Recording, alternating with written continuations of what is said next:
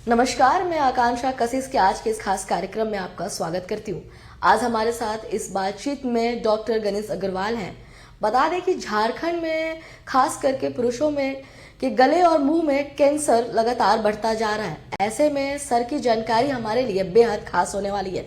सबसे पहले तो सर कशिश के आज के इस खास कार्यक्रम में आपका बहुत बहुत स्वागत है। हम चाहेंगे कि पहले जो तमाम दर्शक आपको अभी देख रहे हैं उन्हें पहले आप अपने बारे में थोड़ा बताएं, फिर हम आगे इस टॉपिक पे भी बातचीत करेंगे। मैं doctor Ganesh Agarwal head neck onco surgeon हूँ और मैं एससीजी में एक सीनियर कंसल्टेंट के रूप में कार्यरत हूँ।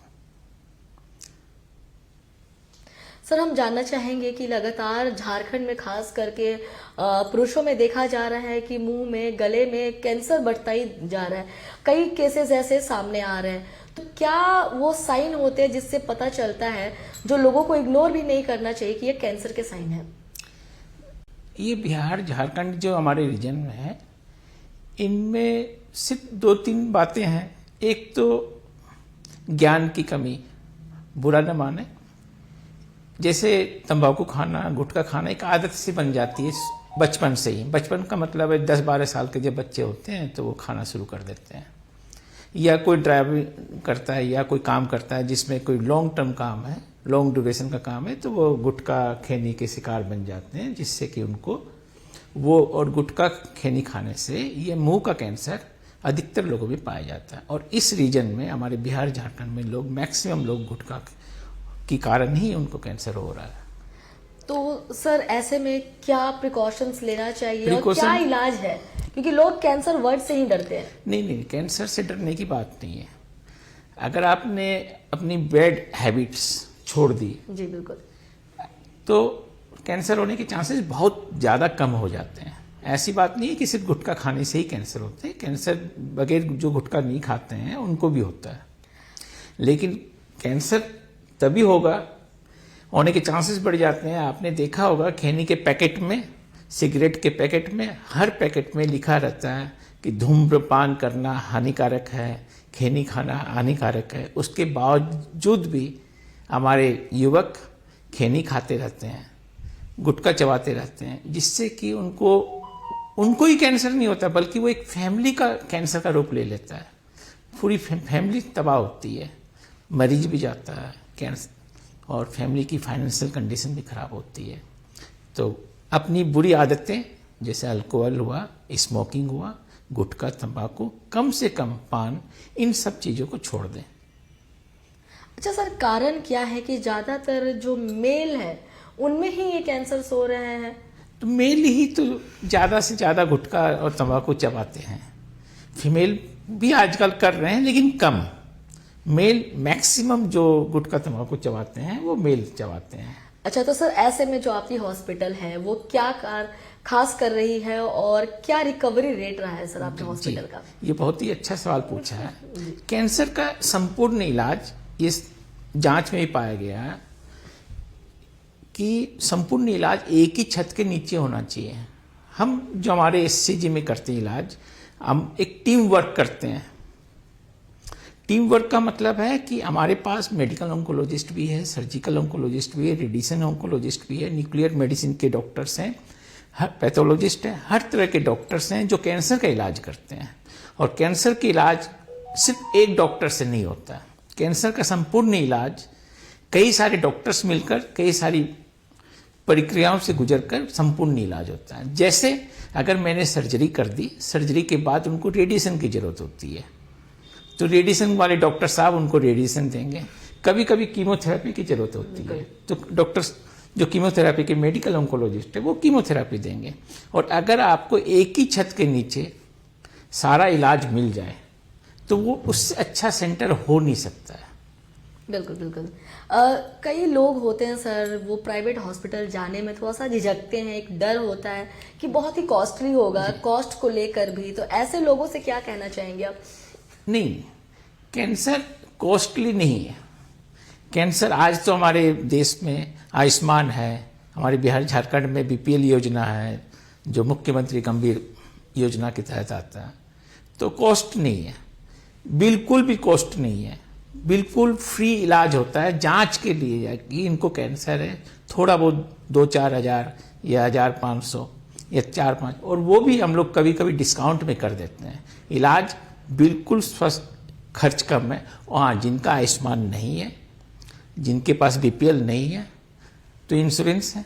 अगर कुछ भी नहीं है, अगर कैश में भी करवाते हैं तो डरने की बात नहीं है।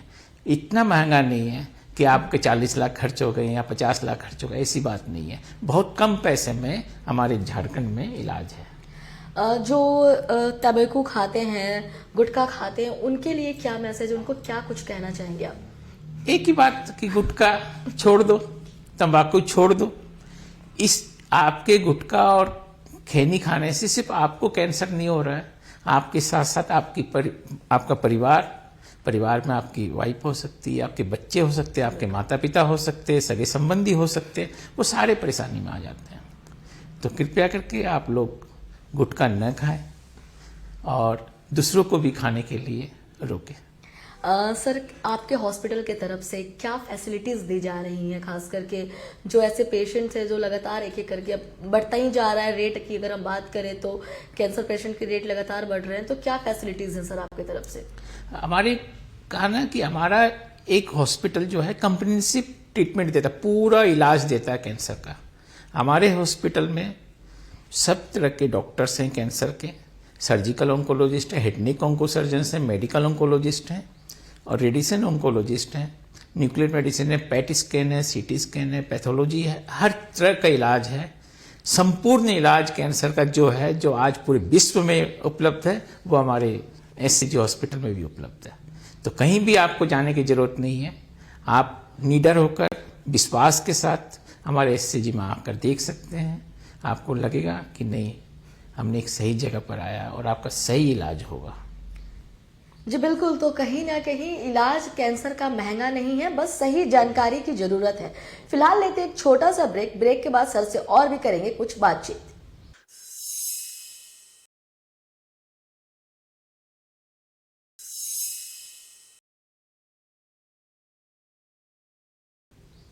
ब्रेक के बाद आपका स्वागत है आज के इस खास कार्यक्रम में। हमारे साथ खास बातचीत के लिए डॉक्टर गणेश जुड़े हुए हैं। तो बातचीत को आगे बढ़ाते हैं और अब उनसे जानते हैं कि रिकवरी रेट फिलहाल उनके हॉस्पिटल की क्या है, क्योंकि हमने अभी बहुत सी बातें की, कैंसर के टाइप की भी बात की। अब हम रिकवरी रेट पहले जानना चाहते हैं कि आपके हॉस्पिटल की क्या है। रिकवरी रेट हमारे हॉस्पिटल की जो पूरे विश्व की है, जैसे जैसे मुंबई में टाटा का नाम तो आप सभी जानते हैं, उनका जो है, मैं ये नहीं कह रहा हूँ कि उनसे अच्छा है, किंतु उनसे कम नहीं है। हमारा एक पार है जी। जो आपका रिकवरी रेट है, उनका जो रिकवरी रेट है वो हमारा भी रिकवरी रेट है। हमारे रिकरेंस कम है, हमारे कॉम्प्लिकेशन कम है और हम लोग पर्सनलाइज्ड ट्रीटमेंट देते हैं। पर्सनलाइज्ड का मतलब है, एक मरीज जब मेरे पास आता है तो सबसे पहले मैं उनसे दोस्ती करता हूँ।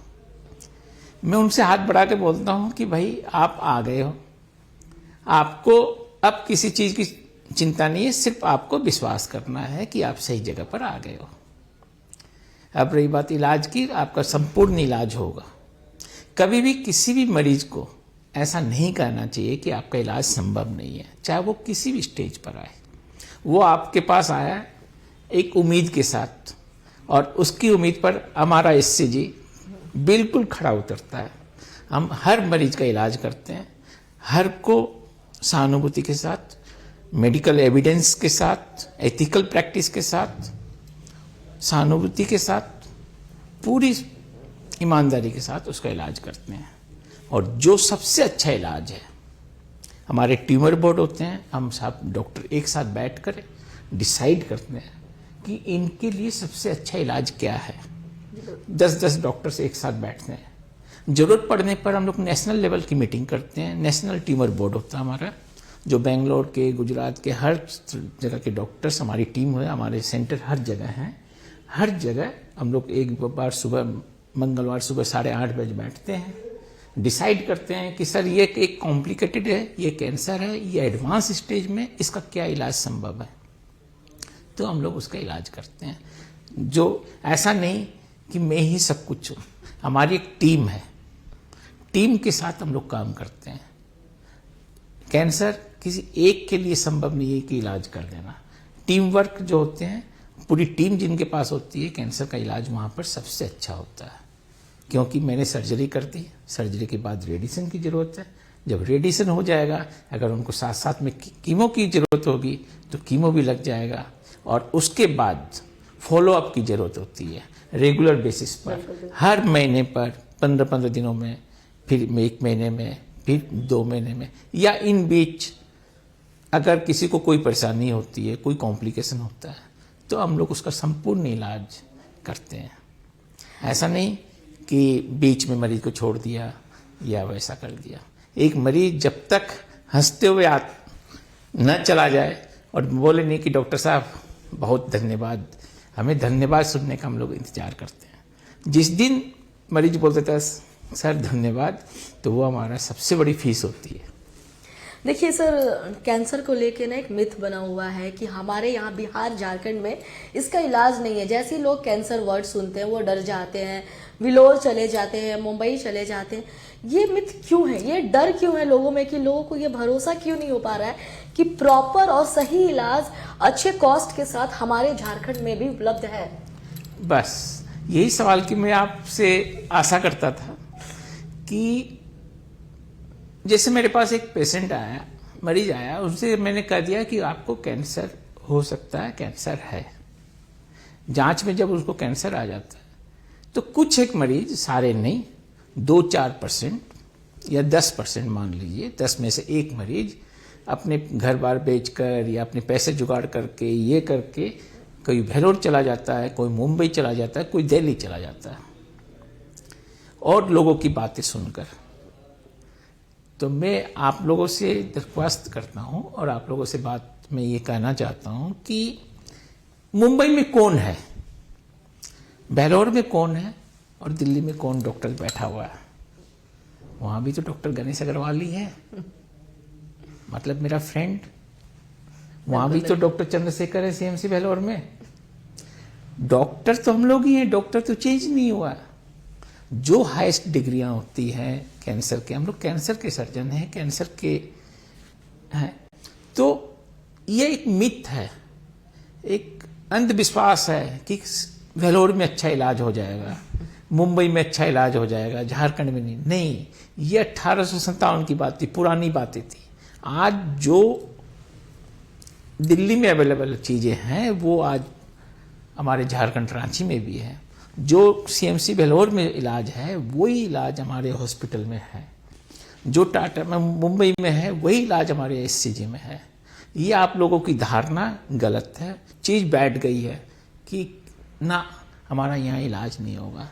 आप खुद कंपेयर कीजिए आपके गांव में या आपके आस पड़ोस में, देखिए कि कहाँ का इलाज कैसे अच्छा हुआ है, इंक्वायरी कीजिए। मैं कभी नहीं कहता हूँ कि मेरा हॉस्पिटल सबसे बेस्ट है, मैं ये कह रहा हूँ कि जो इलाज मुंबई में संभव है वो इलाज झारखंड में संभव है। हमारे झारखंड में बहुत सारे डॉक्टर्स हैं कैंसर के, बहुत सारे सेंटर्स हैं। हमारा सेंटर में सारे इलाज संभव है।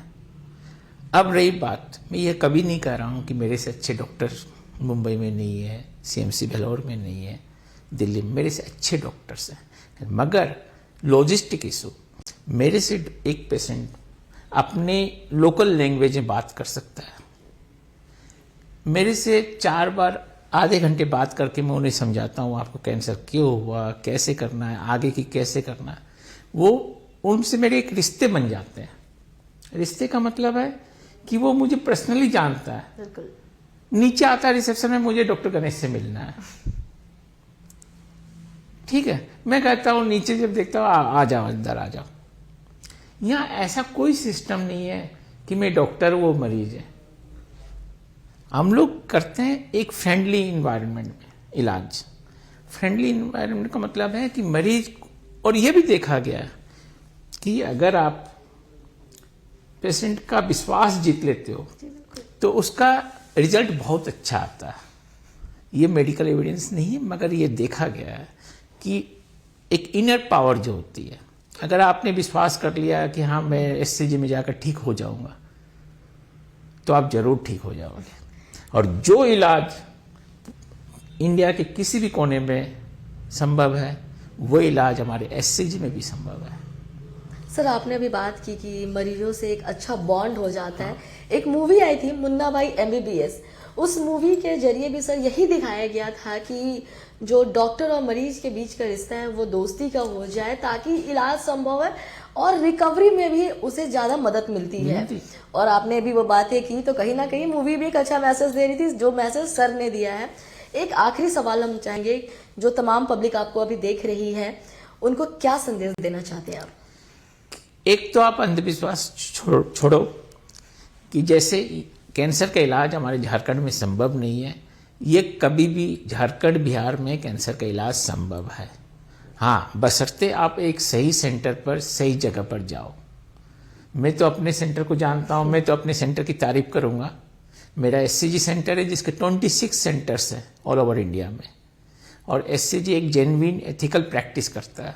हम लोग पूरी ईमानदारी के साथ, टीम वर्क के साथ प्रैक्टिस करते हैं, कभी कोई अनएथिकल प्रैक्टिस नहीं करते हैं।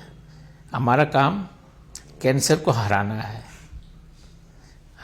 और किसी भी तरह कैंसर को हराना, और कैंसर अगर हार जाता है तो हमारी जीत होती है। जी बिल्कुल, तो कहीं ना कहीं इनका काम कैंसर को हराना है, कैंसर से हारना नहीं। बहुत बहुत धन्यवाद सर हमारे साथ इस खास बातचीत के लिए।